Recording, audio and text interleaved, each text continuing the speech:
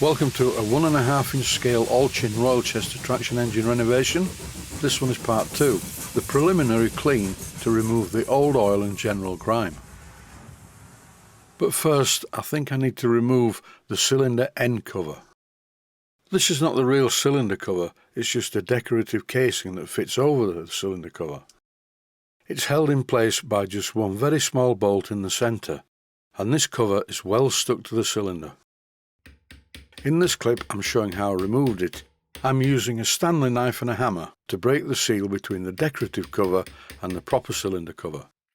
Once the thin Stanley knife blade had broken the seal, I very carefully levered it off using a small screwdriver. This causes minimal damage to the paintwork around the cylinder. Any minor damage to the existing paint can be rectified by just repainting it before I fit the cylinder cover back in place. Inside this cylinder cover is some heat insulation.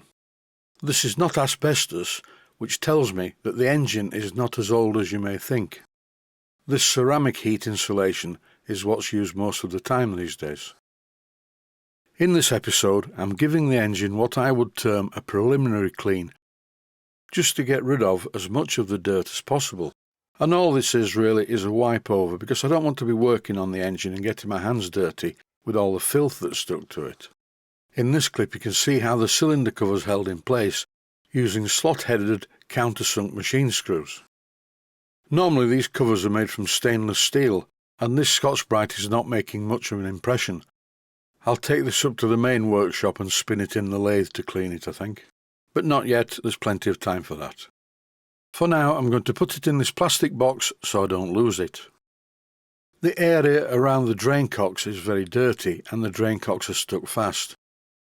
And the union nuts are not tight at all. And it was a very simple job to undo the nuts to release the pipes. As I mentioned in the last episode, it's very doubtful that this engine will ever be steamed, so drain cocks are not really necessary. But as always, form follows function. If drain cocks are fitted to an engine, they do at least need to work whether you use them or not. These drain cock arms are connected to this long rod, and no matter how hard I push and pull the long rod, they don't move. I can tell that someone's been here before me on this job. That's why the union nuts were slack, and also the bolts are different. And the one at the front isn't fitted with a nut. I will put this right in the fullness of time. For now though, I want to move on to the cleaning operation. Starting with blasting the drain cocks using some WD-40. The long rod is quite rusty, and here I'm trying a piece of Scotch-Brite to see whether it's effective in removing the rust. And the Scotch-Brite doesn't seem to be getting through the rust, I will have to try something else. I need to make up a suitable cleaning solution that will remove the dirt without damaging the paint. This cleaning solution is a mixture of water, liquid soap, and some alcohol that you'd normally clean your hands with. And my weapon of choice for applying this cleaning liquid is the old toothbrush. I'm going to start off by cleaning the nuts that hold the cylinder to the boiler. And I'm not going to use the toothbrush on the red paint of the wrapper if I can help it. A bit of the black paint's come off, which means it was loose to start with. I didn't feel that this cleaning solution was strong enough, so I added a little bit of carbusonic to it. This is quite a powerful detergent. And this mixture of water, soap, alcohol and carbusonic should easily remove the dirt and grime from the engine, but I'm not going to use a toothbrush, I'm going to use this thing. I think it's designed to be used for pastry work, but I'm using it for traction engine work. This brush is perfect for the job. It has plenty of bristles, all of the bristles are quite soft, so it will absorb quite a lot of liquid, as you can see here, and it's doing a great job of removing any flaky paint and dirt and filth from around the cylinder. There are 3 paint chips on top of the trunk guide. As part of the job later on, I'm going to rub down the trunk guide using some very fine wet or dry sandpaper, and then I'm going to repaint the top part of the trunk guide. In this clip you can see that I'm also using a piece of kitchen roll, which will mop up the water and take the grime with it. It's very important when cleaning miniature steam engines not to be too heavy-handed. You do not want to remove paint that doesn't need removing. This is a piece of 1200 grit wet or dry sandpaper. I'm going to try using a piece of this which I'm tearing off to see how well it removes the rust from the cylinder drain lever. First of all, I dip it in my cleaning solution mixture, and the good news is it's removing the rust and cleaning the rod. By now the WD-40 that I applied to the drain cocks has done its job, and they do move.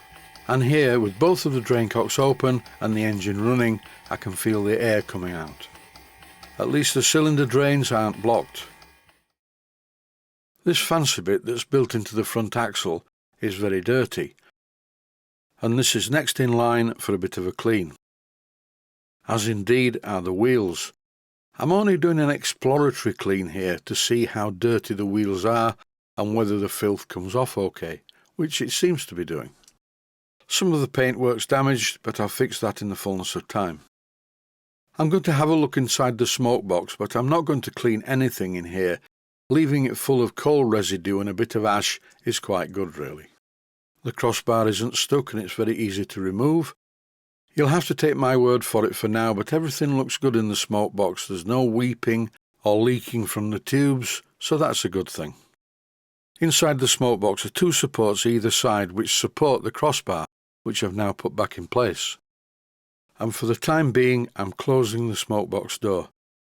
Later on in the renovation, I will be removing the door to touch in the paintwork and clean the rusty steel parts. In my main workshop I have a polisher tumbler, and this is quite good for cleaning up parts like this. Although it is a good idea to initially remove the rust using a commercial product called Cure Rust, spelt with a K. Turning my attention now back to the drain cocks, WD-40 is not a lubricant, it evaporates, so what I'm going to do is oil them using commercial lubricating oil. When I move the lever, the drain cocks move okay, but they're a little bit stiff. I'm using steam engine bearing oil, which is very good quality and very slippery. After the first clean, you can see the difference already. The owner of this engine will be very pleased to know that I've just seen one of these for sale on Facebook Marketplace. It was incomplete and unfinished, with a lot of the fiddly bits still to make. And the asking price for that particular engine was £2,150. I still have quite a long way to go on this engine yet, and I haven't found any serious problems. In the next episode, I'm going to remove one of the rear wheels. I will be removing all of the wheels, but I'll only be showing the process on one side, because the other side is exactly the same principle. That's it for now. Stay safe, stay healthy, thanks for watching, and I hope you found it useful. Please take the time to visit my Mainsteam Models website and click on the section of the website that says Video Playlists. And by doing that, you can find other videos that you may like to watch. And by using the playlists, you can actually watch the videos back to back.